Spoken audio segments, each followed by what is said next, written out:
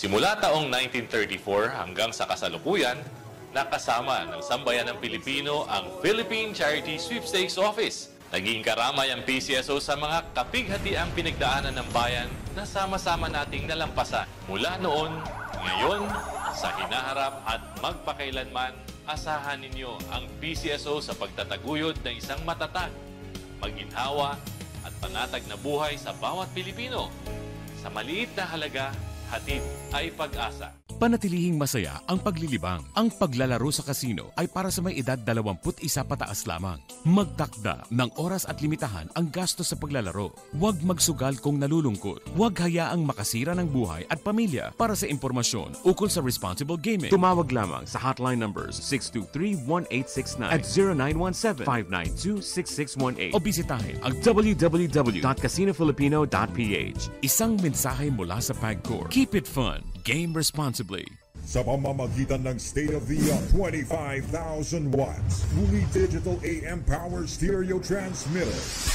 Ito ang DZME 1530. Numero 1 sa paghahatid ng mga sariwang balita, impormasyon, komentaryo, alib, musika at public service. DZME 1530. Una sa kanan, ang himpilang may paninindigan.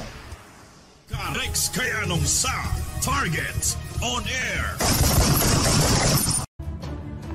Doon pala ho sa bayan ho dyan sa Baras, Catanduanes.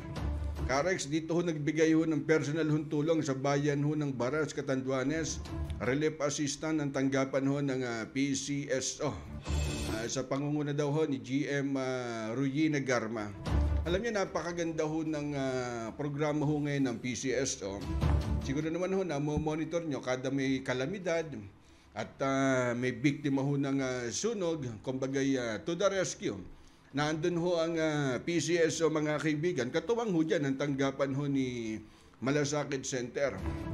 Simula taong 1934 hanggang sa kasalukuyan, nakasama ng sambayan ng Pilipino ang Philippine Charity Sweepstakes Office. Naging karamay ang PCSO sa mga kapighatiang pinagdaanan ng bayan na sama-sama nating nalampasan. Mula noon, ngayon, sa hinaharap at magpakailanman, asahan ninyo ang PCSO sa pagtataguyod ng isang matatag, maginhawa at panatag na buhay sa bawat Pilipino.